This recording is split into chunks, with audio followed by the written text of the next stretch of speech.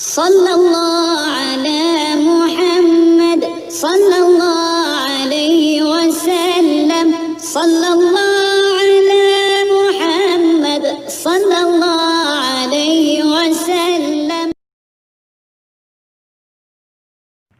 Dilanjut kembali yang mana di video pertama sampai di Markus 10 ayat 34 ini. Dan ia akan diolok-olokkan, diludahi, disesah, dan dibunuh. Dan sesudah 3 hari ia akan bangkit.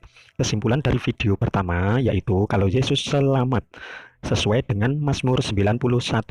Dan di sini dia anak manusia itu dikatakan celakalah. Celaka bagi dia dan lebih baik tidak lahir.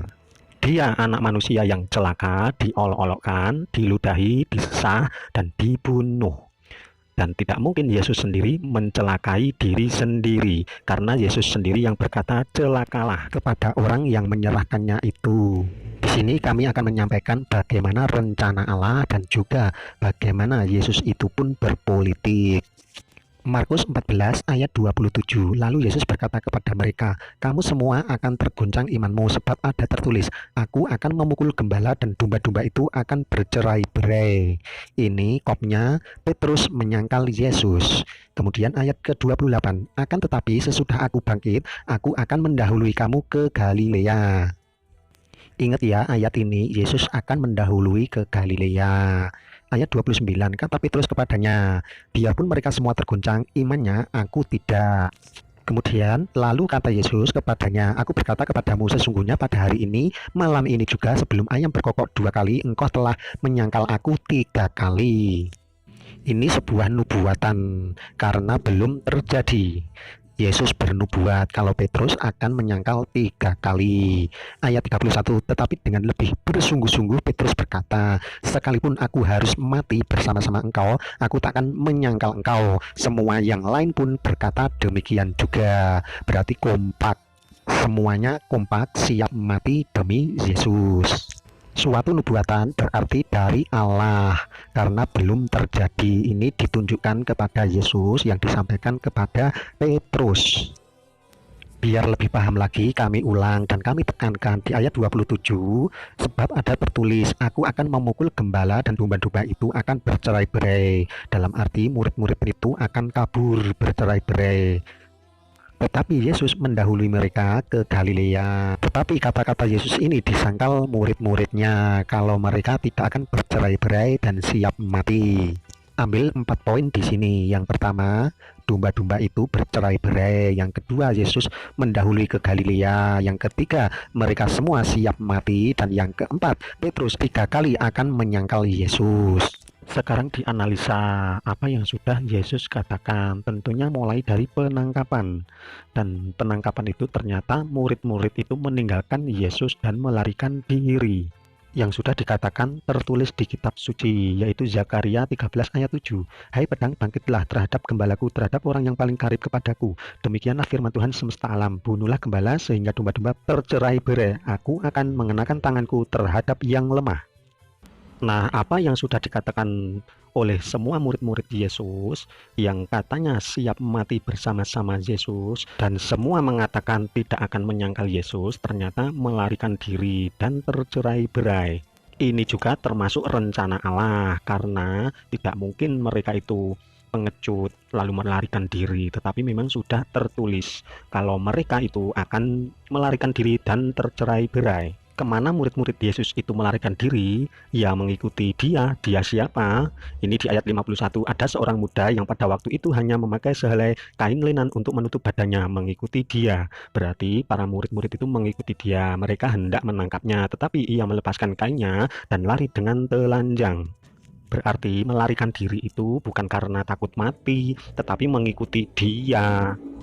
Kemudian Petrus menyangkal Yesus sampai 3 kali. Itu silakan dibaca semua di Markus 14 mulai dari 66. Kenapa Petrus menyangkal sampai 3 kali? Karena yang diikuti memang bukan Yesus. Itu Yesus KW. Karena Yesus yang asli sudah diikuti murid-murid yang lain tadi. Tidak mungkin Yesus itu akan berdiam diri, dalam arti tidak punya rencana sama sekali kalau mau ditangkap dan dibunuh. Allah punya rencana, Yesus pun berpolitik bagaimana caranya biar lepas dari penangkapan dan pembunuhan itu. Dan sudah jelas tertulis di dalam kitab suci kalau Yesus selamat, malapetaka tidak akan menimpanya. Yesus cuma menonton saja, menonton yang disalib itu, dan dikatakan lebih baik tidak lahir karena akan mendapat celaka. Kemudian kata-kata Yesus ini tadi, akan tetapi sesudah aku bangkit, aku akan mendahului kamu ke Galilea. Di dalam Markus 16 tentang kebangkitan Yesus, yang mana Maria Magdalena, Maria ibunya Yakobus, dan Salome mau menjenguk Yesus, tetapi sudah tidak ada, dan malah ketemu malaikat. Malaikat itu berkata, ayat 7, tetapi sekarang pergilah, katakanlah kepada murid-muridnya dan kepada Petrus, ia mendahului kamu ke Galilea, di sana kamu akan melihat dia, seperti yang sudah dikatakannya kepada kamu. Nah, inilah rencana Allah dan Yesus berpolitik. Yesus tadi lari, diikuti oleh murid-muridnya. Lari kemana? Ya ke Galilea. Makanya Yesus mengatakan sebelum penangkapan itu terjadi, Yesus bilang akan mendahului ke Galilea. Yang ditangkap dan yang disalib adalah orang yang celaka. Yesus melarikan diri ke Galilea dan Petrus menyangkal 3 kali karena memang yang ditangkap itu orang yang celaka itu. Kenapa murid-murid dikatakan bercerai-berai, melarikan diri mengikuti si dia? Karena memang Petrus berpisah mengikuti orang yang celaka. Kemudian rencana Yesus seperti mayatnya yang hilang itu menyuruh siapa? Kalau nggak murid-muridnya dibantu oleh malaikat. Tetapi kalau murid-muridnya yang mengambil mayatnya itu, ini cuma asumsi saja, karena memang tidak ada keterangannya cuma bercerai-berai, tetapi yang jelas itu ada 2 malaikat. Jadi Yesus belum pernah ada di kuburan itu. Yesus belum pernah ditangkap, bahkan disalib, karena memang melarikan diri duluan ke Galilea. Di dalam Kisah Para Rasul 1, ini Yudas sudah mati dan mereka mau mencari pengganti Yudas, yang dikatakan Matias, pengganti Yudas. Ayat 18, Yudas ini telah membeli sebidang tanah dengan upah kejahatannya, tetapi di Matius, uang hasil kejahatannya itu dikembalikan. Jadi Yudas belinya pakai apa? Ini cerita-cerita nggak jelas, tetapi bukan masalah itu. Tetapi juga di ayat 19 itu hal itu diketahui oleh semua penduduk Yerusalem. Lalu tanah itu disebut Hakal Dharma, artinya tanah darah. Berarti ceritanya yang benar yang mana? Uang dikembalikan atau tidak dikembalikan? Pastinya tidak dikembalikan karena diketahui oleh penduduk Yerusalem. Artinya juga Yudas tidak mati bunuh diri. Dilanjut ayat 18, lalu ia jatuh tertelungkup dan perutnya terbelah sehingga semua isi perutnya tertumpah keluar. Siapa yang melihat Yudas jatuh? Ini memang Yudas ditemukan mayatnya posisi tertelungkup dan perutnya itu isinya keluar. Yang mana tadi di kuburan mayatnya sudah hilang. Di dalam Yohanes 19 ayat 33, tetapi ketika mereka sampai kepada Yesus dan melihat bahwa ia telah mati, mereka tidak mematahkan kakinya. Tetapi seorang dari antara prajurit itu menikam lambungnya dan dengan tombak dan segera mengalir keluar darah dan air. Nah, Yudas yang mayatnya ditemukan dalam posisi tertelungkup, isi perutnya keluar karena memang ditombak sama prajurit.